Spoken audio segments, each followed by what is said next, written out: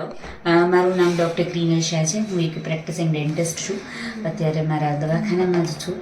પણ આજે અમૃતાલયનો જે એક કન્સેપ્ટ છે એ એવો કન્સેપ્ટ છે કે જે બાળકો અધૂરા સમયે જન્મ્યા છે અથવા તો ઓછા વજનથી જન્મ્યા છે, જેને જે આગળ જીવાડવા માટેની જે પણ આપણે મેડિકલ ટ્રીટમેન્ટ એમની કરતા હોઈએ છીએ, એમાં જે નથી પૂરી કરી શકતા એવી વસ્તુઓ છે કે જે ઇમ્યુનિટી, રોગપ્રતિકારક શક્તિ છે અથવા તો પોષણ, જે આપણે એ બાળકોને માતાના દૂધ વડે જ પૂરું પાડતા હોય છે. અને આ બધા કારણોસર માતાને એ વખતે દૂધ નથી આવતું હોતું, જેને લીધે નથી આપી શકતા, તો આ બાળકોને આ ઇમ્યુનિટી અને પોષણને લીધે એનું જીવાડવાની જે શક્યતાઓ છે એ આપણે વધારી શકીએ જો એ જ માતાનું દૂધ આપણે એને કોઈ પણ રીતે પ્રોવાઈડ કરી શકીએ.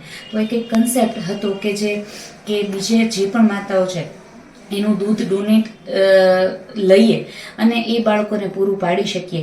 તો એની વચ્ચે એક સેતુ એવો હતો કે કેવી રીતે કરી શકાય, તો એક મિલ્ક બેંકથી આ કરી શકાય. અને એનો જે દૂધ આપવાથી કોઈ પણ બાળક માતાને એમાં દૂધ ઓછું નથી પડતું કે એના બાળકને એ દૂધ ઓછું પડે કે એને વજન ના વધે, એવું કોઈ સમસ્યાઓ હોતી નથી. આ જાણ્યા પછી મને ખૂબ આનંદ થયો કે આ જ સમયગાળો જ્યારે શરૂ થવાનું હતું અને મારે બીજું બાળક જન્મ્યું અને એને 6-7 મહિના થયા છે અત્યારે, તો એના લીધે હું એક ધામણી માતા છું. તો મને આ અવસર મળ્યો કે ભાઈ ના, હું કોઈ સમાજ માટે આ કરી શકું એમ છું. તો એના માટે મેં જ્યારે ભાવેશભાઈ શાહ એમના પૂર્વ પ્રમુખ છે અને મારા જેઠ થાય છે, એમણે મને જ્યારે વાત કરી ત્યારે હું બહુ જ ખુશ થઈ કે આનાથી આપણે એક સમાજ સેવાનું કાર્ય પણ કરી શકીએ અને એક આત્મસંતોષ પણ લઈ શકીએ કે એ બાળકો માટે આપણે કંઈક કરી શકીએ. તો એના માટે મેં એકવાર ડોનેટ કર્યું છે અને હજુ ફ્યુચરમાં હું સતત જ્યાં સુધી હમણાં થોડુંક મારા સ્વાસ્થ્યના લીધે વચ્ચે અઠવાડિયું નથી કરી શકી, પણ મારાથી જેટલા બનશે ત્યાં સુધી હું ડોનેટ કરવાની જ છું.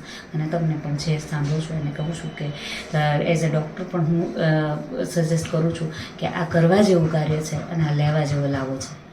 બેન, અન્ય માતાઓને તમે શું પ્રેરણા આપશો? અન્ય માતાઓને એ જ કહેવાનું છે કે એમાં બી તમને એમ લાગે કે ભાઈ આ હું દૂધ બીજા બાળકને આપી દઈશ તો મારા છોકરાનું શું, તો ભાઈ આ એવી ભગવાને આપેલી ગ્રંથિ છે કે જેમાં કોઈ દિવસ ખોટ પડતી જ નથી. બાળકને જેટલું દૂધ મળે જોઈએ એટલું એ દૂધ પ્રોડ્યુસ થઈ જ જાય છે. તો તમે જ્યારે ડોનેટ કરો, આપણે લોહી આપીએ છીએ તો એમાંથી કોઈને લોહી ઘટી નથી જતું. એ જ રીતે આ દૂધ આપશો તો તમને નથી ઘટવાનું. તો આપણને આ એક જ એવો લાવો છે, અમુક સમયગાળા પૂરતો જ લાવો છે કે તમે લઈ શકો, તો જરૂર લેશો.